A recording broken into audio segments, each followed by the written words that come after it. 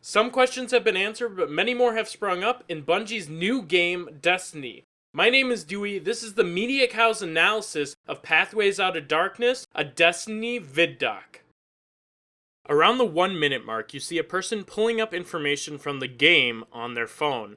Now, this is nothing new. There are tons of places that people are able to pull up information on a game, movie, or anything for that matter. However, what Bungie seems to be pushing for is an all-in experience, a game in which a player can be interacting with and within the game at all times. Now, this is very ambitious, but it is not the first time a developer has wanted to do something like this for their game. ArenaNet's Guild Wars 2 has had rumors surrounding a mobile app in development that would allow you to manage your profile, game, and experience from your phone. Although details have not been released on what Bungie wants to do with their mobile integration, previews of social interaction and new integration can be seen on Bungie's new Bungie.net, a Reddit-style interaction forum based around popular tags and posts.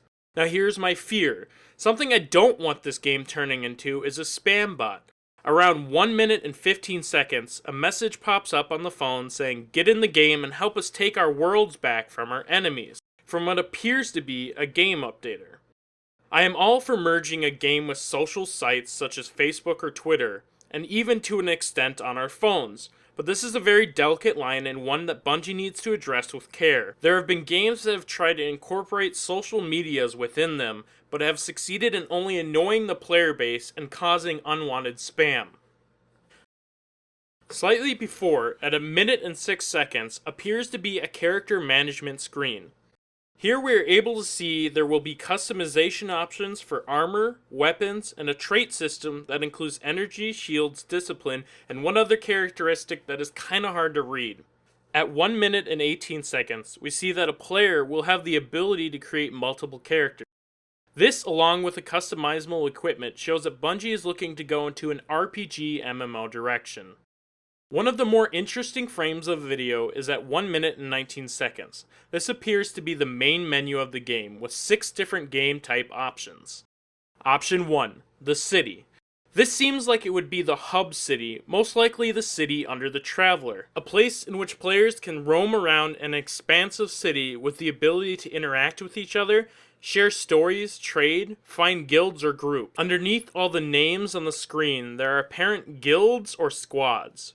Option 2, Chapter 3, Shores of Time.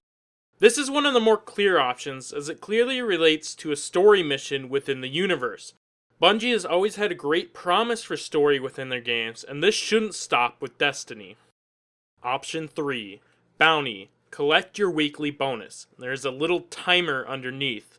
Now this is one of the more confusing options. This simply may be the ability to collect certain rewards, whether it be from in-game actions or interactions on Bungie's different medias, whether it be the website, mobile, or Facebook. However, nothing from what has been revealed about Destiny has been simple. Option 4, Strike Random Hopper. This appears to be an entrance into what will be a small-scale multiplayer, traditional deathmatches, objective game types, most likely for 4 to 8 players. Some could argue that Bungie has made the most successful multiplayers of all time in Halo, so players and fans should expect nothing but excellence in this area. Option 5, Raid.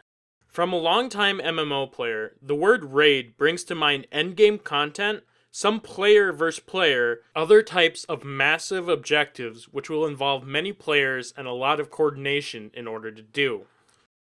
Option 6, Faction Wars. This seems to be where a player can go for large-scale multiplayer content.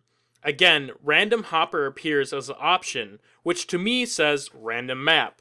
Something to note about both the option 5 and 6 is neither of them have a portrait within their background. This tells me that both the options are very early in development, so any content about them we can expect to change.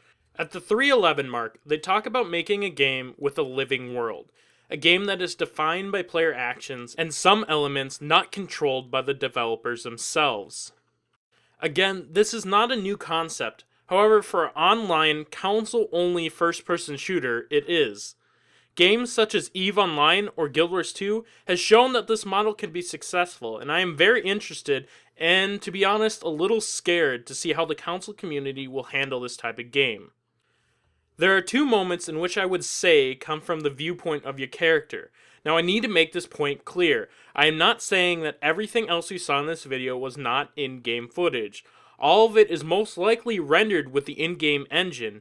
The moments I am talking about are simply the moments in which a player seems to have full control of their character. The two moments are at 2 minutes and 24 seconds and 3 minutes and 19 seconds. The first shows a player cutting into a spacecraft, which to me is really exciting. Bungie has recently dabbled in space combat with Halo Reach, and I hope they expand on that and we get to see massive dogfights in space and some great missions in there as well. The latter of the two moments shows a soldier on the ground. This is very Halo-esque. There also seems to be a portal in the corner, which looks to be very similar to many other games' map gates. These are put into games to have persistent maps, and will most likely mean that Destiny will have areas very similar to many MMOs. This is just a taste of what you can expect from Destiny and from the Media Cow's coverage of the game.